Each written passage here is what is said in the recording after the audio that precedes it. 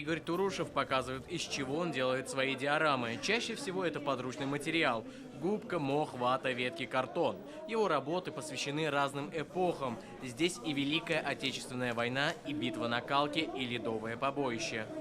Как нас называют те, кто в детстве не наигрались в солдатики. Вот, потому что действительно вот это интересная тематика и различные эпохи. Вот сейчас вот и фэнтези, вот я тут две фигурки взял. Вот, потому что мне нравятся различные эпохи. Здесь представлено более 170 миниатюр и фокус внимания участников на событиях Великой Отечественной войны. Танки сделаны с потрясающей точностью, самолеты – точные копии военных.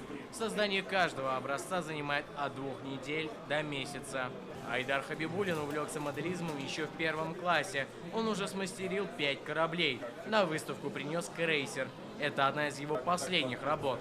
Процесс создания любой модели очень трудоемкий и кропотливый. Чаще всего, например, вот моя лодка сейчас, которая выставлена, она сделана из дерева. Ну, например, вот даже если проводить вот рядом стоящие модели, то, например, это напечатано на 3D принтере, а это уже тоже вроде корпус сделан из дерева. Ну, в основном чаще материал изготовления это дерево. Детям здесь помогают советами опытные взрослые. Они уверены, пока ребенок собирает модель военного корабля или самолета, он изучает историю своей страны. Планируем в дальнейшем на базе также детского центра Кията организовать студию, в которой будем обучать детей моделизму, чтобы дети знали свою историю, чтобы они понимали, чтобы они чтили, как говорится, подвиги наших предков. К тому же моделизм крайне увлекательный процесс, отмечают организаторы. В подтверждение этих слов сегодня более 20 ребят записались на занятия в клуб «Моделисты Казани».